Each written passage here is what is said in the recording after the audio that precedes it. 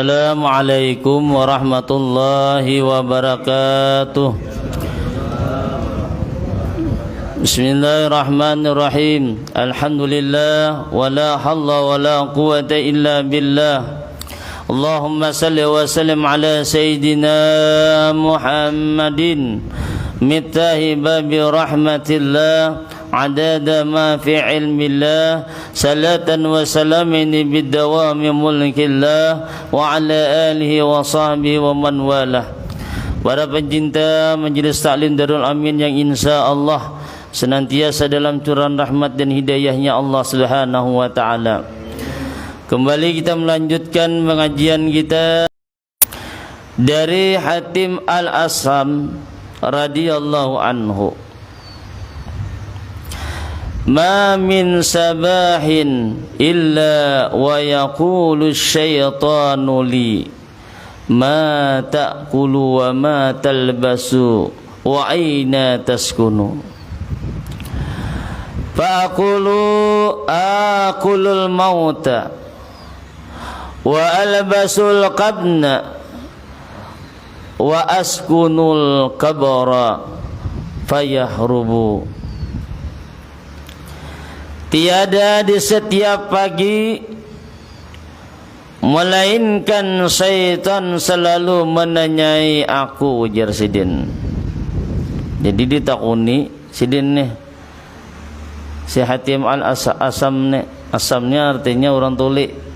Soalnya Sidin nih pernah diceritakan ada orang bertakun permasalahan agama. Babinian datang do Sidin, baya datang dengan Sidin, baya berpandir pas takantut. Nah, baya takantut tadi, jadi Sidin nyaringi pandir kam tu kan mendengar aku Sidin. Oleh kenapa? Sebab dilihat biniannya tadi lalu resah supan jari kita. Ketika mendengar Sidin nyaringi berpandir, nah jadi binian ini berarti kita mendengar nih. Aku berkantut tadi, alhamdulillah ngarannya ada supannya, ada artinya tu jadinya. Nah, menghilangkan kesupanan orang tadi. Makanya digelar Sidin jadi Hatim Al-Asam. Jadi tiap pagi aku ditakuni oleh setan. Ujar setan aku ni apa? Apa yang engkau makan?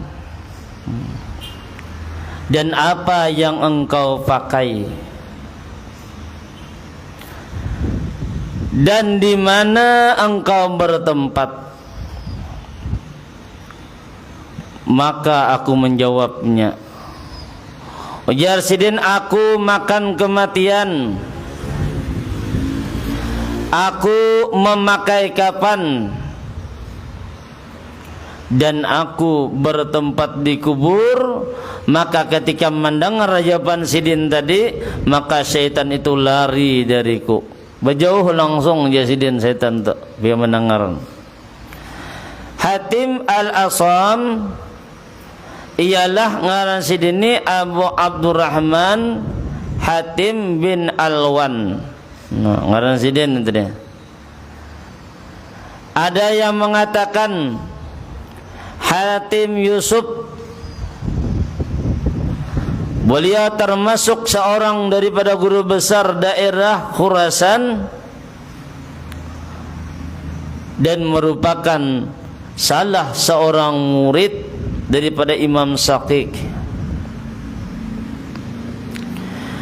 Diriwayatkan bahwa datanglah seorang perempuan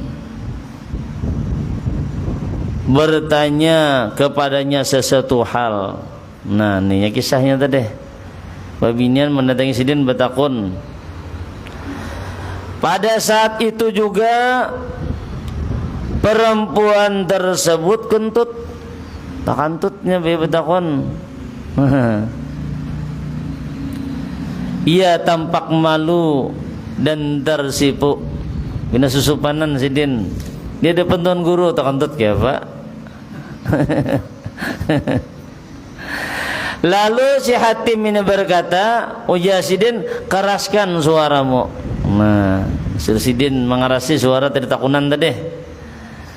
Seolah-olah beliau seorang yang tuli. Maka perempuan itu merasa gembira dengan hal itu. dan berkata dalam dirinya, beliau tidak mendengar suara kentutku. Ujar si bebiniannya tadi. Setelah kejadian itu, beliau dijuluki Al-Asam, artinya orang yang tuli. Adapun jawaban Hatim Al-Asam ini terhadap daripada pertanyaan syaitan, yaitu yang pertama tadi, aku akan mencicipi pahitnya maut. Yang pertama Yazidin menyahuti daripada jawaban si syaitan tadi. Yang kedua, Yazidin, aku akan memakai kafan. Dan ketiga, aku akan tinggal di kubur. Apa ini maksudnya? Jadi dikatakan sebagai manusia kita tidak akan kekal hidup di dunia. Kita akan mengalami tiga hal seperti yang telah disebutkan di atas tadi. Pasti itu kena. Nah, mengalami pahitnya daripada maut itu pasti datangnya kena.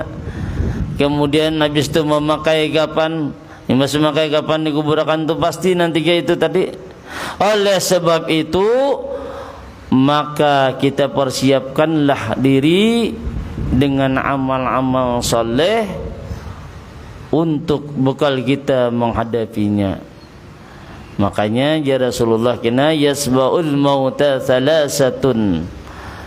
Ketika seseorang nantinya meninggal dunia, nang mengikuti seseorang itu cuma tiga. Jadi nang mengumpati cuma tiga. Fayarja'u isnani wa yabqa mahu wahidun. Jadi ya Rasulullah, dua yang kembali dan satu yang akan bertahan, nombor tinggal kena. Nah, pada tiga tadi, yasba'uhu ahluhu wa maluhu wa amaluhu. Nang pertama adalah nang mengumpati dengan semait ketika inya nantinya diantar ke kuburan. Nang pertama adalah keluarganya mengantar, mengucapkan napa selamat tinggal yang terakhir. Nang kedua adalah hartanya, dan nang ketiga adalah amalnya. Namun diingat, fayarjau ahluhu wa maluhu wa yabqa amaluhu. Dan ingatlah ya Rasulullah, dua itu pasti kembali, baik keluarga maupun harta pasti dibawa orang bulik. Kada dan aku matahannya. Baik bini nang kita sayangi, anak nang kita cintai, walaupun bajanji sehidup samati, tetapnya bulik. Kada mau bertahan. Kai tujuannya harta. Dan yang bertahan nama-nama ni dengan kita adalah kecuali adalah amal kita. Dan amal ini pulang ada 4 hal yang dapat membantu kita. Nang pertama apa? Sadaqatin jariyatin, sedekah jariyah. Nang kedua, al ilmu yantafa'u bih, ilmu yang bermanfaat. Nang ketiga, awaladin salihin yad'ulah, anak nang saleh. Kemudian nang keempat adalah kawan nang saleh ataupun kawan nang salehah nang nantinya memberi manfaat dengan kita dikala kita dalam keadaan sara di hadapannya Allah Ta'ala. Sebab kena ketika seseorang dimasukkan ke dalam api neraka, padahal pada waktu di dunia rancak terkumpul, duduk satu dudukan di majelis, sembahyang berjamaah sama, tapi imbai ke mana-mana sama, ke tempat-tempat yang baik sama. Namun ketika dihisab, dihadapkan dengan Allah Ta'ala, ternyata di antara dua ini tadi tak bisa. Saya ikut masuk surga, saya ikut masuk neraka. Bisa jadi, bisa jadi. Kenapa jadi demikian? Bisa jadi hal demikian tadi diakibatkan entah lantaran perbuatannya, entah lantaran buruk hatinya, entah lantaran daripada perkataannya, sehingga menghilangkan daripada amal-amal saleh yang pernah dikerjakannya waktu di dunia dulu. Namun kawan yang saleh, kawan yang salehah, maka ia mempunyai hak untuk senantiasa mendoakan dengan kawannya nang dalam keadaan sara, apalagi disiksa. Andai kata umpamanya nih, terdahulu di antara kita nih nang mati meninggal, ada yang meninggal, nang hidup memiliki hak kita napa mendoakan, mengirimi gasan kawan-kawan kita tadi. Sebab kenapa? Karena kita dituntutnya kena. Sehingga ketika di akhirat kena ada di antara kawannya na waktu di dunia akrab bujur-bujur. Lalu karena saleh ini ketika disuruh masuk ke dalam surganya Allah mencarinya. Ya Rabbi, mana kawanku nang dahulunya waktu di dunia nang sering bakawan dan aku di majelis waktu sembahyang berjamaah dalam hal-hal nang baik mananya. Ujar Allah Ta'ala apa tuhnya di dalam neraka tu. Ada nang sawat sudah batis lupa udah hangit sampai landau macam-macam dan keadaan orang dalam neraka tu jelas sudah sebertan jelas hirang dah yalah. Kada ada lagi nak kau dipinanduin enta mun sama-sama rata aja. Cuma hebatnya di antara demikian tidak ada suara kita ni kada bisa berubah, kaya apapun kada bisa berubah. Nah nih makanya dari segi suara ini dapat dikenal seseorang tersebut. Lalu ujar Allah Ta'ala oleh lantaran haknya si kawan tadi meminta, ya Allah ya Rabbi, kami meminta hak kami untuk memberikan syafaat kepada kawan kami tadi. Ujar Allah Ta'ala apa? Cari je buah nikam, nang buah nikam nang pinandu dengan kawan nikam waktu di dunia dulu siapa-siapa orangnya. Maka dicarilah kawan tersebut sehingga kawan-kawan yang dipertemukannya tadi dibawa dan dimasukkan nantinya ke dalam sungai yang bernama Sungai Hayat. Sungai Hayat itu sungai kehidupan, supaya aja kita bebersih, menghilangi ciri-ciri, supaya nyaman. Jadi mandi dulu. Tapi walaupun dimandi yang ngarannya jurang bekas kunat itu kan nyatanya masih ya adam. Nah ini tadi. Jadi ini keuntungan kita kena. Jadi 4 hal. Bila mana keempat ini kadada, jelas orang itu sudah celaka.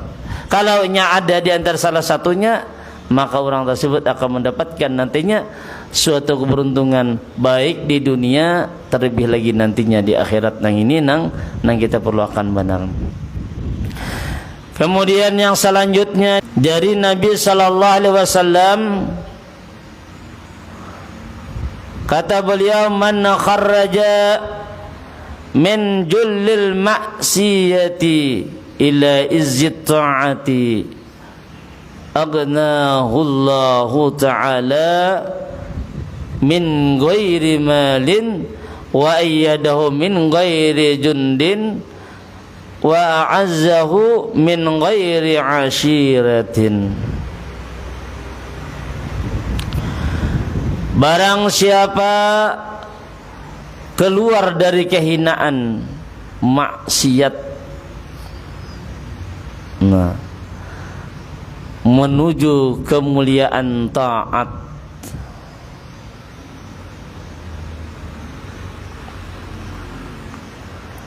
maka Allah akan menjadikan ia kaya tanpa harta,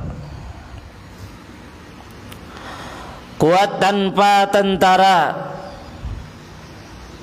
dan menang tanpa bala bantuan.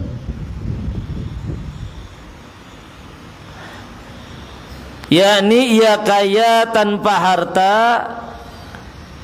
tapi kaya jiwanya. Nyaman kalau orang kayak ini, tenang hati nih, kada memikirkan orang lagi. Oleh jiwanya dipenuhi dengan suatu kekayaan yang luar biasa. Amunnya di dalam dada nih kadada nang kayak itu tadi, ya nama memikirkan orang terus. Akhirnya apa? Menimbulkan dosa kena jadinya. Ia kuat tanpa tentara tapi dilindungi kekuatannya Allah, mendapat penjagaan, mendapatkan keamanan yang Allah berikan kesenuan tersebut. dan ia menang tanpa bala sebab dibantu langsung oleh Allah.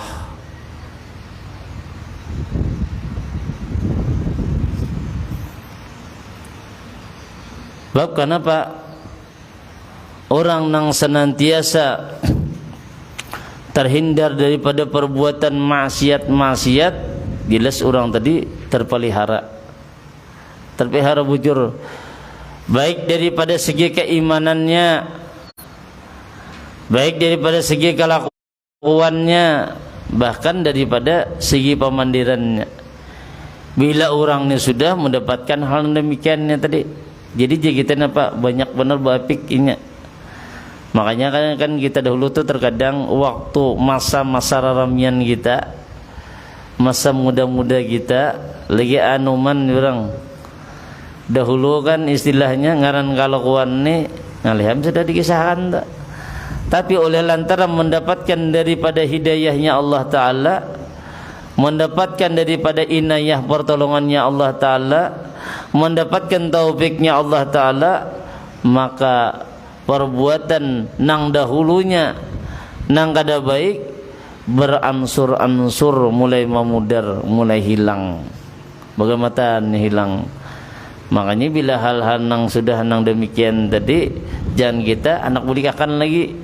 Dalam artian apa? Kalau kinana nang masa-masa bahar itu diingat, nggak apa mengingatnya, mengisahkan lawan pacucuan umpamanya. Nah, ini kadusah nang demikian tadi. Sebab kenapa? Nang demikian tadi sudah ditutup oleh Allah Ta'ala, keaiban-keaiban kita dahulu sudah ditutupi, bahkan dihilangi daripada perbuatan kita nang kada baik, diganti dengan nang baik-baik. Itu tadi adalah suatu nikmat nang terbesar nang Allah berikan, nang perlu kita jaga. Jangan sampai hal tersebut lagi rusak diakibatkan lantaran daripada kita mengulang masa-masa kita lalu. Maka daripada itu kita menjaganya dengan senantiasa kita berbuat yang hal-hal yang sekiranya mendatangkan kepada keridaannya Allah Ta'ala. Mungkin ini yang dapat ulun sampaikan, mudah-mudahan ada faedah manfaatnya kita semua. Terima kasih atas perhatian, mohon maaf atas kurangan dan kesalahan. Wallahu alam. Assalamualaikum warahmatullahi wabarakatuh. Allahumma salli ala Sayyidina Muhammad, Allahumma salli ala Rasulika Sayyidina Muhammad, Allahumma salli ala Rasulika Sayyidina wa Habibina wa Syafi'ina wa Maulana Muhammad. Terima kasih telah menonton. Semoga bermanfaat. Jangan lupa subscribe, like, komen, dan share.